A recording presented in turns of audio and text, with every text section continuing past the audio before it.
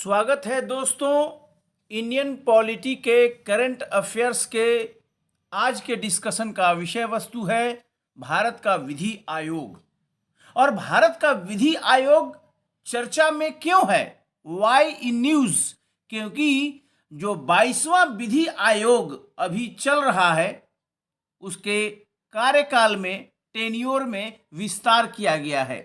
महत्वपूर्ण न्यूज है current affairs के दृष्टिकोण से, इंडियन पॉलिटी या जनरल स्टडी से, और इसी विषय पर आज हम बात करते हैं। तो केंद्रीय मंत्रिमंडल की जो बैठक हुई है 22 फरवरी को, उसमें 22वें विधि आयोग के कार्यकाल को 1.5 साल बढ़ा दिया गया है। 22वें विधि आयोग का कार्यकाल 20 फरवरी 2023 को समाप्त हो गया था। कब समाप्त हो गया था? 20 फरवरी 2023 को। और अब इसके कार्यकाल को, 22वें विधि आयोग के कार्यकाल को 1.5 साल बढ़ा दिया गया है।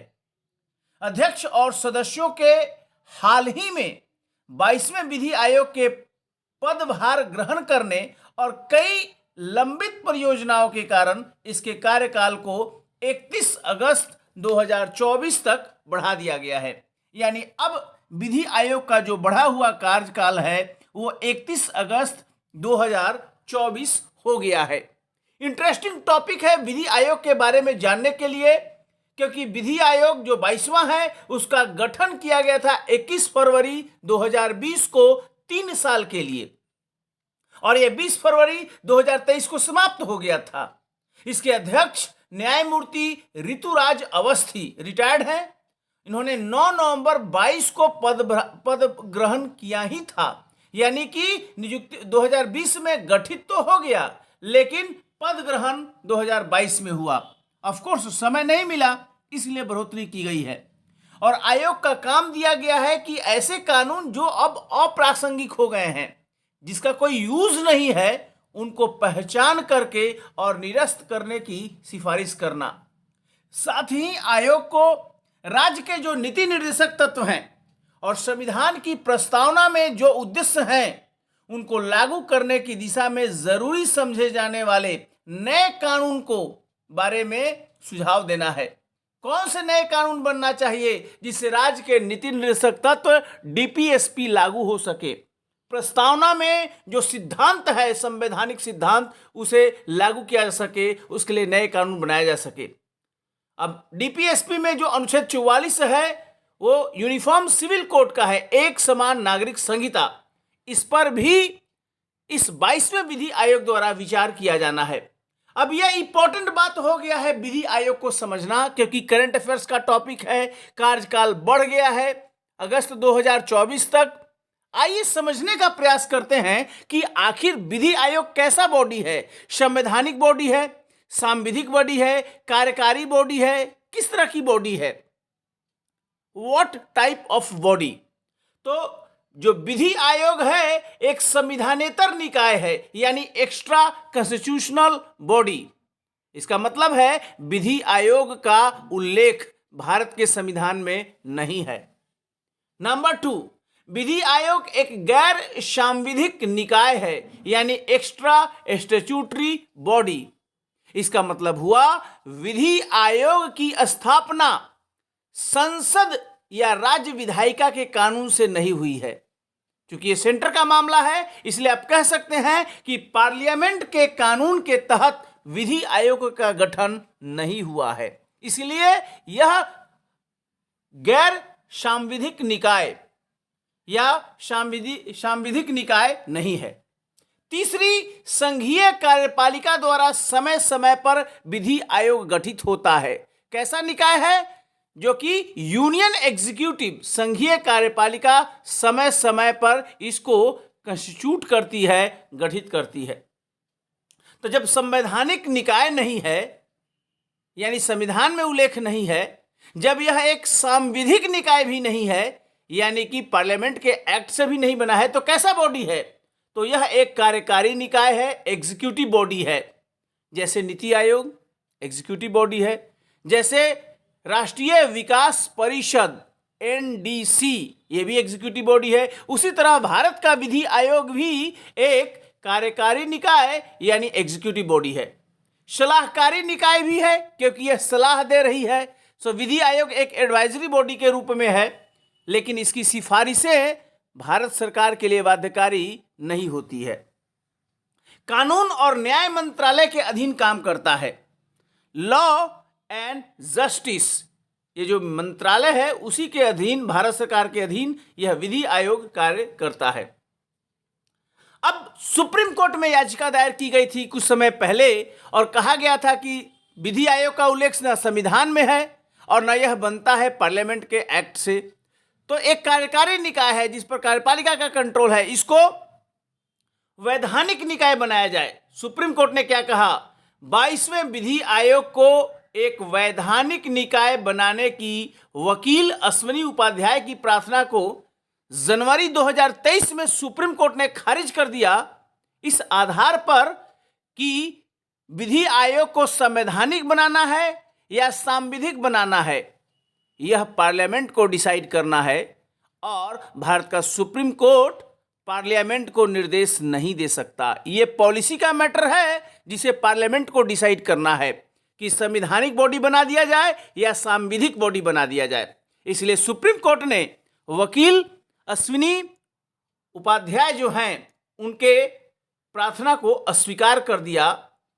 कोर्ट ने कहा कानून की स्थापित स्थिति है जो संसद को कानून बनाने के लिए भारत का सुप्रीम कोर्ट रिट जारी नहीं कर सकता, यानी संसद को आदेश नहीं दे सकता है कि तुम ये कानून बनाओ, ये कानून न बनाओ।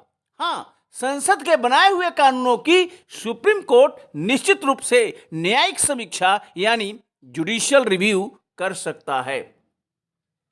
विधि आयोग ठीक है, एक कार्यकारी निकाय है और एक निकाय है, एक बॉडी है, तो उसमें कई लोग होंगे। तो क्या है इसका स्ट्रक्चर, विधि आयोग का कंपोजिशन क्या है लॉ कमीशन का?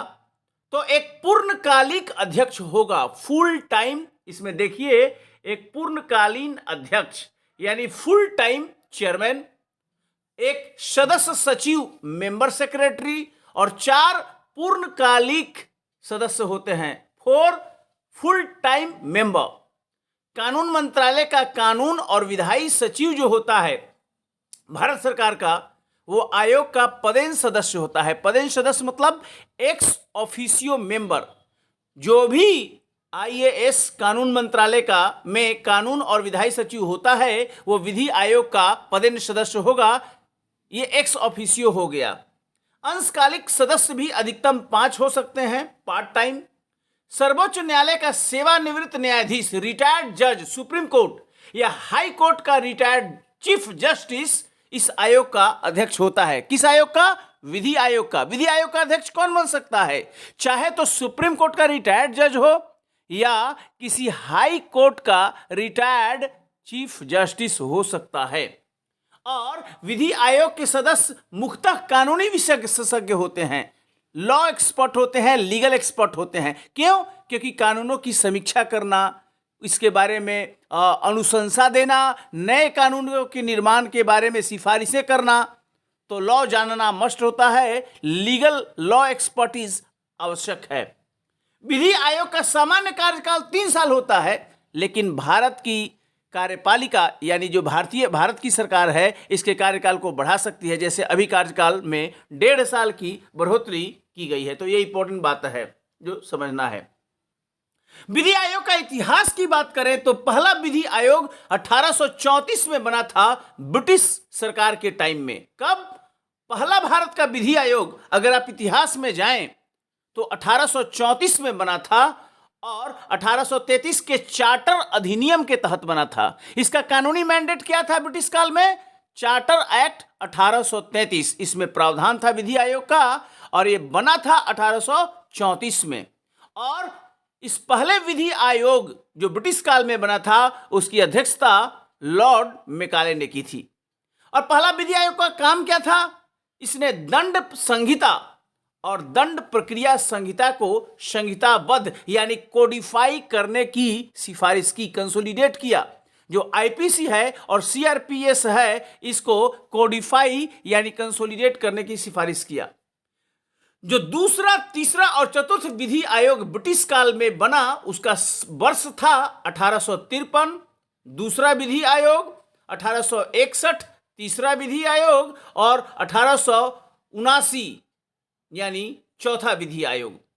50 वर्ष की अवधि में उस समय प्रचलित अंग्रेजी कानूनों के पैटर्न पर, जिन्हें कि भारतीय परिस्थितियों के अनुकूल किया गया था, कि व्यापक किस्सों से भारतीय विधि जगत को समृद्ध किया। काफी ये किया द्वितीय, तृतीय और चतुर्थ विधि आयोग ने। भारतीय नागरिक प्रक्रिया संहिता, भारतीय संविदा यानी कॉन्ट्रैक्ट अधिनियम, भारतीय साक्ष्य अधिनियम एविडेंस, संपत्ति अंतरण अधिनियम, प्रॉपर्टी ट्रांसफर, प्रथम 4 विधि आयोग का परिणाम है। तो बहुत लीगल बैकअप दिया इन 4 विधि आयोग ने। तो पहला विधि आयोग 1834, दूसरा 1853, तीसरा 1861 और चौथा 1879 यानी 1879।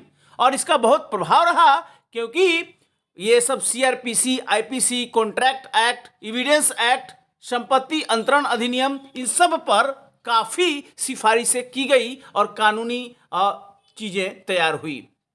अब स्वतंत्र भारत के विधि आयोग की अगर बात करें, तो स्वतंत्र भारत जब देश आजाद हो गया 1947 में, तो स्वतंत्र भारत का पहला विधि आयोग 1955 में बना। 1955 में भारत के तत्कालीन अटॉर्नी जनरल, पहला जो अटॉर्नी जनरल भारत के थे, MC सीतलवाड़, उनकी अध्यक्षता में, पहला अटॉर्नी जनरल MC सीतलवाड़ की अध्यक्षता में गठित किया गया। और उस समय से 1955 में जो पहला विधि आयोग बना, आज तक 22 विधि आयोग बन चुका है, 22। और वर्तमान का जो विधि आयोग है वो 22 है। और इसमें आप देख सकते हैं, स्क्रीन को थोड़ा बड़ा करके मैं दिखा रहा हूं, ये विधि आयोग का है और इसका कार्यकाल है दिया हुआ है। पहला विधि आयोग जो था, इस पे 1 से 14 तक रिपोर्ट दिया, जो कि बाएं साइड में दिख रहा होगा। 1 से 14 तक चेयरमैन MC सीतलवाड़, 1955 से 58 तक कार्यकाल रहा। दूसरा विधि आयोग 15 से 22 तक रिपोर्ट दिया। जस्टिस TL वेंकट रमन अय्यर 58 से 61 तक। तीसरा विधि आयोग 23 से 28 तक रिपोर्ट दिया। जस्टिस JL कपूर 61 से 64 तक। चौथा विधि आयोग 29 से 38 तक रिपोर्ट दिया। ये प्रतिवेदन संख्या है। और जस्टिस JL कपूर थे, इसके भी। पांचवा विधि आयोग 39 से 44 तक रिपोर्ट दिया। और KVK सुंदरम 68 से लेकर 71 तक रहे। और छठा विधि आयोग 45 से 61 तक। जस्टिस PB गजेंद्र गढ़कर 71 से 74 तक। सातवां विधि आयोग 62 से 70 तक रिपोर्ट दिया, रिपोर्ट संख्या है। जस्टिस PB गजेंद्र गढ़कर 74 से 77 तक। आठवां विधि आयोग HR खन्ना 77 से लेकर 79 तक, इन्होंने ये काम सारा किया। उसके बाद आप देखें तो विधि आयोग का इसके बाद बढ़ता गया इस तरह से। और इसके बाद जो है अगला जो विधि आयोग हुआ, इसमें यहाँ देख सकते हैं, ये फिर है ये 9वां विधि आयोग PB दीक्षित। 10वां विधि आयोग जस्टिस KK मैथू। 11वां विधि आयोग जस्टिस DA देसाई। ईयर भी दिया हुआ है, कब से कब तक इनका कार्यकाल रहा है। और बाएं साइड में रिपोर्ट की संख्या दिया हुआ है, फ्रॉम टू। और इस प्रकार 12वां, 13वां, 14वां, 15वां, 16वां, 17वां, 18वां, 19, 20, 21, 22। 21वें विधि आयोग BS चौहान 15 से 18 तक। और 22वां विधि आयोग जो अभी चल रहा है, जस्टिस ऋतुराज अवस्थी 2022 से 2024 तक कह सकते हैं, 24 तक हो गया है, 25 नहीं, 2024 तक इसका कार्यकाल हो गया है। लेकिन ये बेसिकली 18 से था, तो 2018 से 24 कह सकते हैं। और इस तरह की ये विधि आयोग की सारी रिपोर्टें हैं, रिकमेंडेशंस हैं। काम क्या है विधि आयोग का, फंक्शन क्या है? तो संविधान के अनुच्छेद 372 ये क्या कहता है? संविधान पूर्व विधि यानी प्री कॉन्स्टिट्यूशनल लॉ, ऐसे लॉ जो ब्रिटिश काल के लॉ थे और वो लॉ संविधान लागू होने के बाद भी देश में जारी रहे, यानी खत्म नहीं हुए। विधि आयोग का काम क्या हुआ 372 अनुच्छेद के तहत? कि ऐसे संविधान पूर्व विधि को पहचान करके उनको उन विधियों को या तो संशोधित कीजिए वर्तमान माहौल में या उसको रद्द कर देना, इसके बारे में सिफारिश देना है विधि आयोग को। कानूनों में सुधार एक सतत प्रक्रिया है, यह नहीं कि एक बार कानून बना दिए अब 21वीं 22वीं 23वीं शताब्दी में चलता रहा। कानून में लगातार सुधार करने की आवश्यकता होती है और ये सुधार पार्लियामेंट लॉ बनाता है, विधानसभा में भी लॉ आता है, लेकिन लॉ बनाने का अचानक तो लॉ बनता नहीं है, उसके लिए सिफारिश चाहिए, बैकग्राउंड चाहिए, तैयारी करनी होती है, रिव्यू करना पड़ता है। विधि आयोग वो प्लेटफॉर्म है जो सिफारिश करता है केंद्र की सरकार को कि कौन से कानून बनने हैं, कैसे बनने हैं और उस कानून का विषय वस्तु कंटेंट मैटर क्या हो। तो कानून एक सतत प्रक्रिया है, कानून में सुधार, और विधि आयोग का सर्व प्रमुख काम क्या है? कानून में सुधार हेतु अनुशंसा करना, सिफारिशें करना। अगला जो विधि आयोग का इंपॉर्टेंट काम है वो क्या है? वो है कि विधि आयोग केंद्र सरकार द्वारा संदर्भित या स्वयं किसी मुद्दे पर कानून में शोध करता है, रिसर्च करता है, या भारत में विद्यमान कानूनों की समीक्षा और उसमें संशोधन करने और नया कानून बनाने हेतु सिफारिश करता है। या तो भारत सरकार भेजे विधि आयोग का कि इस पर रिसर्च कीजिए, या स्वयं, और फिर वो सिफारिश करता है भारत की सरकार को किसी विद्यमान जो आज का कानून है उसमें क्या संशोधन करना है या फिर कौन से नए कानून बनाना है। जैसे यूनिफॉर्म सिविल कोड ये कानून बनाना है तो विधि आयोग भारत की सरकार को सिफारिश करती है इसके संपूर्ण विषय वस्तु के बारे में। न्याय वितरण प्रणाली में सुधार, रिफॉर्म्स इन जुडिशियल सिस्टम, ये भी विधि आयोग इसके बारे में सिफारिश कर सकता है, शोध करता है, रिसर्च करता है, स्टडी करता है। प्रक्रिया में देरी को समाप्त किया जाए। आज क्या होता है, 4-4 दशक से आपके मुकदमा क्लियर नहीं हुआ है, कोर्ट में पेंडिंग है, लंबित है। किस प्रकार लोगों को त्वरित न्याय दिया जाए, ये विधि आयोग इसके बारे में लगातार रिसर्च करता है, स्टडी करता है, ताकि न्यायिक प्रक्रिया तक लोगों की पहुंच को आसान बनाया जा सके। यह इंपॉर्टेंट बात है। और मुकदमों के खर्च को कैसे कम किया जाए, यह भी विधि आयोग का कार्य है। अगला जो अप्रचलित कानून हैं, ऐसे कानून जो अब बेकार हो चुके हैं क्योंकि वो अब व्यवहार में नहीं है, उनकी समीक्षा कीजिए, रिव्यू कीजिए और उसको निरसन यानी रद्द करने, ये विधि आयोग का काम है। इस बारे में विधि आयोग सिफारिश करता है। छठा विधि आयोग का काम है कानून और गरीबी यानी लॉ एंड पॉवर्टी। गरीबों को प्रभावित करने वाले जो कानून हैं उनका परीक्षण करता है यानी एग्जामिन करेगा, और सामाजिक आर्थिक विधानों के लिए एक तरह से पश्व लेखा परीक्षण का काम करता है, यानी कि एक्स पोस्ट ऑडिट एग्जामिनेशन का काम करता है कि कोई कानून मान लीजिए कि पार्लियामेंट से बना, ठीक है, अब उस कानून का क्या प्रभाव पड़ रहा है गरीबों पर, किसानों पर। कानून बन जाना एक बात है, फिर लागू भी हो गया, लेकिन कानून का इम्पैक्ट क्या हुआ, यह इम्पैक्ट असेसमेंट भी करता है विधि आयोग। तो ये बहुत इंपॉर्टेंट बात है समझना। उन नए कानूनों का निर्माण का सुझाव देना जो नीति निर्देशक तत्व, आपको पता है नीति निर्देशक जो तत्व है DPSP, directive principles of state policy, वो तो अपने आप लागू होता नहीं।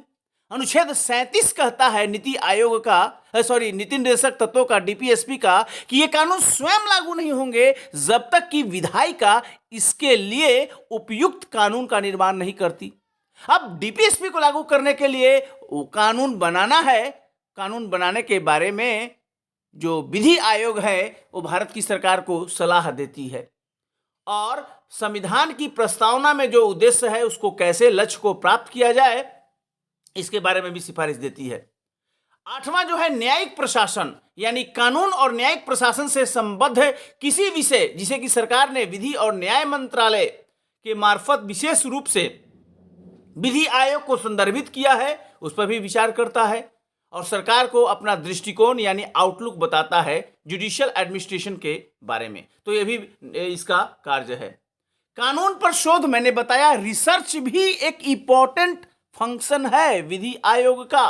कानूनों पर रिसर्च करना, स्टडी करना, किसी बाहरी देश को शोध उपलब्ध कराने हेतु निवेदन पर विचार करना जिसे सरकार ने विधि और न्याय मंत्रालय के मार्फत इसे संदर्भित किया हो। लैंगिक समानता, जेंडर इक्वलिटी कैसे स्थापित हो, कैसे इसे प्रोत्साहित किया जाए, मौजूदा कानूनों में क्या बदलाव किया जाए ताकि लैंगिक समानता, जेंडर इक्वलिटी इस्टेब्लिश्ड हो, इसके बारे में सुझाव देता है विधि आयोग।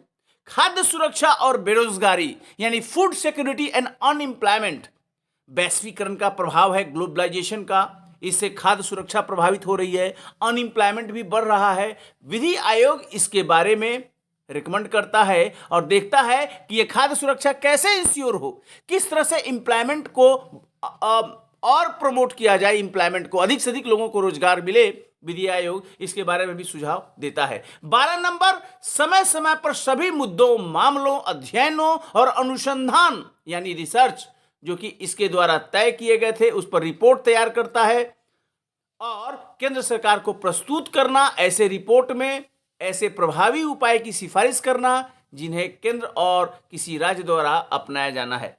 तो एक बहुत इंपॉर्टेंट बात है क्योंकि इसका काम लगातार चलता रहता है। ऐसे अन्य कार्यों का निष्पादन जिसे केंद्र की सरकार विधि आयोग को सुपुर्द करे, उसको वो भी काम विधि आयोग करता है। और अपनी सिफारिशों को अंतिम रूप देने से पहले जो विधि आयोग है वो नोडल मंत्रालय और विभाग,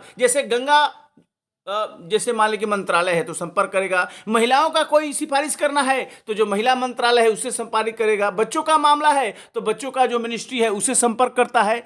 यानी कि मंत्रालय से गहन विचार विमर्श करने के बाद विधि आयोग अपनी सिफारिशों को अंतिम रूप देता है और रिपोर्ट को सबमिट करता है। आयोग के जो मुख्य प्रतिवेदन है, अप्रैल 2018 में विधि आयोग द्वारा एक श्वेत पत्र जारी किया गया था, व्हाइट पेपर, और 2019 में लोकसभा और विधानसभा के चुनाव एक साथ कराने की सिफारिश की गई थी।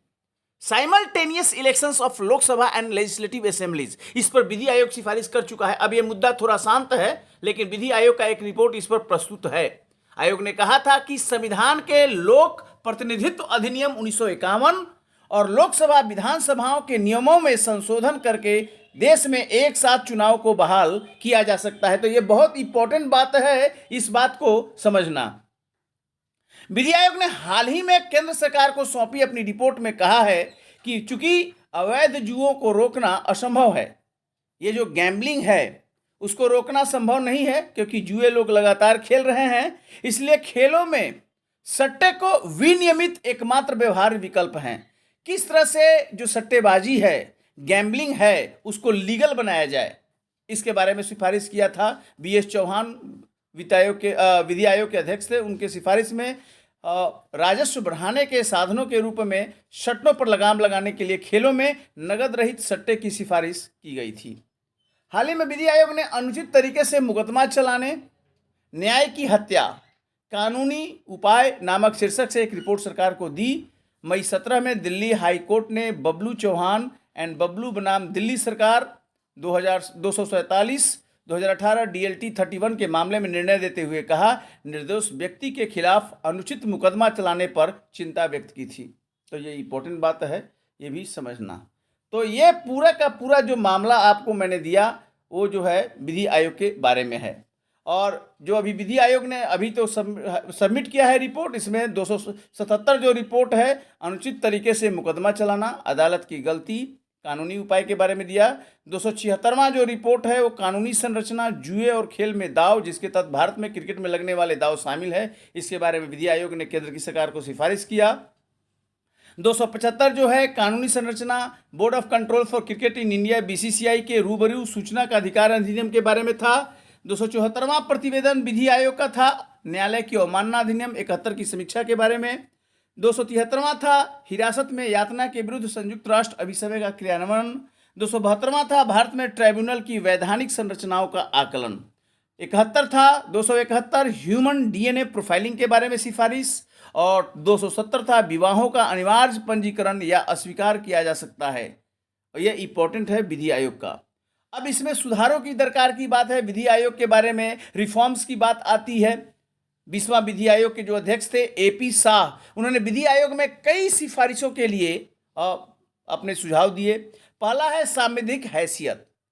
आज जैसे मैंने बताया विधि आयोग की हैसियत क्या है, एक कार्यकारी निकाय है, एग्जीक्यूटिव बॉडी है, क्योंकि विधि आयोग का न तो उल्लेख भारत के संविधान में है और न ही विधि आयोग पार्लियामेंट के एक्ट से बनता है। ये एक कार्यकारी बॉडी है, एग्जीक्यूटिव बनाता है। तो पहला महत्वपूर्ण सिफारिश था। हालांकि सुप्रीम कोर्ट ने पार्लियामेंट को निर्देश देने से जनवरी 2023 में इनकार कर दिया कि हम पार्लियामेंट को आदेश नहीं दे सकते, सुप्रीम कोर्ट नहीं दे सकता, इसके लिए रिट जारी नहीं किया जा सकता है कि पार्लियामेंट विधि आयोग को संवैधानिक बॉडी बना दे या सांविधिक बॉडी बना दे। लेकिन ये एक महत्वपूर्ण मुद्दा है विधि आयोग की जब चर्चा होती है कि क्यों नहीं विधि आयोग को सांविधिक हैसियत दिया जाए, यानी विधि आयोग को एक लीगल फ्रेमवर्क दिया जाए, पार्लियामेंट के एक्ट के तहत विधि आयोग को लाया जाए। इस निकाय को स्वायत्त एवं सक्षम बनाने के लिए यह आवश्यक है कि विधि आयोग को सांविधिक आयोग यानी स्टैट्यूटरी बॉडी का दर्जा दिया जाए। अधिकांश देश अगर आप देखें पश्चिम लोकतांत्रिक देशों में, तो विधि आयोग एक सांविधिक निकाय है यानी स्टैट्यूटरी बॉडी है, मतलब कि उनके हाउस यानी जो लेजिस्लेटिव बॉडी है उसके द्वारा विधि आयोग बनता है। लेकिन भारत में जो विधि आयोग है आज के डेट में 1 से 22 तक हो गया है, 22वां विधि आयोग चल रहा है, पार्लियामेंट के एक्ट से नहीं बनता, ये कार्यपालिका यानी सरकार के संकल्प से बनता है, रिजोल्यूशन से बनता है। ये एक पहला सिफारिश है विधि आयोग में सुधार के लिए कि विधि आयोग को लीगल फ्रेमवर्क दीजिए। कैसे दे सकते हैं? एक कानून बनाकर, यही नंबर 1 है। यदि विधि आयोग को सांविधिक दर्जा दे दिया जाता है तो यह संसद के प्रति जवाब होगा, उत्तरदायी होगा, अकाउंटेबल होगा, न कि सरकार के प्रति यानी कार्यपालिका के प्रति। तो यह पहला इंपॉर्टेंट रिफॉर्म, अगर विधि आयोग को आप ठीक करना चाहते हैं, बेहतर हैसियत देना चाहते हैं, तो इसको एक लॉ बनाकर पार्लियामेंट के तहत इसको लीगल मैंडेट देना होगा, एक लीगल फ्रेमवर्क में लाना होगा। नंबर 2, निरंतरता, कंटिन्यूटी। कई बार क्या होता है, विधि आयोग बन गया, समय खत्म हो गया, फिर बढ़ा दिया। सब एग्जीक्यूटिव यानी कार्यपालिका के विवेक पर निर्भर करता है। किसी भी आयोग की कार्य क्षमता कैसे अच्छी होगी? जब उसमें निरंतरता हो, कंटिन्यूटी हो। विधि आयोग का कार्यकाल 3 साल है और प्रत्येक कार्यकाल की समाप्ति और अगले आयोग की नियुक्ति के बीच अंतर हो जाता है। अब देखिए 22वां विधि आयोग कब बना? 22वां विधि आयोग तो 2020 में बना है ना, 20, 21, 22, 23 में खत्म हो गया। अब इसके चेयरमैन ने बना तो 20 में, लेकिन विधि आयोग के चेयरमैन ने अपना पदभार संभाला कब? 22 में। यानी कि 3 साल बिना कोई काम किए बीत गया। अब सरकार को 1.5 साल बढ़ाना पड़ा है। ये अच्छी चीज है क्या? विधि आयोग जैसी बेहतरीन बॉडी जिसका काम है कानून का रिव्यू करना, नए कानून का सुझाव देना, उसमें निरंतरता आवश्यक है। तो ये इंपॉर्टेंट बात है समझना। नियुक्ति विधि आयोग के सदस्य की नियुक्ति केवल अध्यक्ष के परामर्श के पश्चात की जानी चाहिए। अभी भारत की सरकार जिसको चाहती है, यानी कि बहुत से लोग हैं, उसको बना देती है। तो इसके लिए आप नियुक्ति कौन व्यक्ति हो सकता है और अध्यक्ष के सिफारिश से सदस्यों को नियुक्त किया जाना चाहिए, ये इंपॉर्टेंट बात है।